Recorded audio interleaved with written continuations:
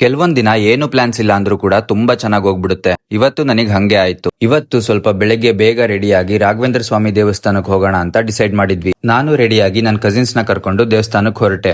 ಇಲ್ಲಿನ ಅಟ್ಮಾಸ್ಫಿಯರೇ ಒಂಥರ ಚೆನ್ನಾಗಿರುತ್ತೆ. ಸೊ ಅಲ್ಲೇ ದೇವಸ್ಥಾನದಲ್ಲೇ ಸ್ವಲ್ಪ ಹೊತ್ತು ಕುತ್ಕೊಂಡಿದ್ವಿ. ದೇವಸ್ಥಾನ ಮುಗಿಸ್ಕೊಂಡು ಡೈರೆಕ್ಟ್ ಆಗಿ ಮನೆಗೆ ಹೋಗದೆ ಹಂಗೆ ಸ್ವಲ್ಪ ಶಾಪಿಂಗ್ ಮಾಡೋಣ ಅಂತ ವಿಶಾಲ್ ಮಾರ್ಟ್ ಬಂದ್ವಿ. ಮನೆಯಲ್ಲಿ ಎಲ್ರು ಕ್ರಿಕೆಟ್ ಆಡೋಣ ಅಂತ ವಿಶಾಲ್ ಮಾರ್ಟ್ ಅಲ್ಲಿ ಒಂದ್ ಬ್ಯಾಟು ಬಾಲ್ ತಗೊಂಡ್ವಿ. ಮತ್ತೆ ಮಾನ್ಸೂನ್ ಸ್ಟಾರ್ಟ್ ಆಗಿದ್ಕೆ ಒಂದ್ ಟ್ರಿಪ್ ಹೋಗೋಣ ಅಂತ ಪ್ಲಾನ್ ಮಾಡಿದ್ದೆ. ಸೊ ಅಲ್ಲೇ ಸ್ಟೈಲ್ ಯೂನಿಯನ್ಗೆ ಹೋಗಿ ನಾನು ಸ್ವಲ್ಪ ಬಟ್ಟೆ ತಗೊಂಡೆ. ಯಾವ್ದು ಚೆನ್ನಾಗಿದೆ ಅಂತ ಕಮೆಂಟ್ ಅಲ್ಲಿ ಹೇಳಿ.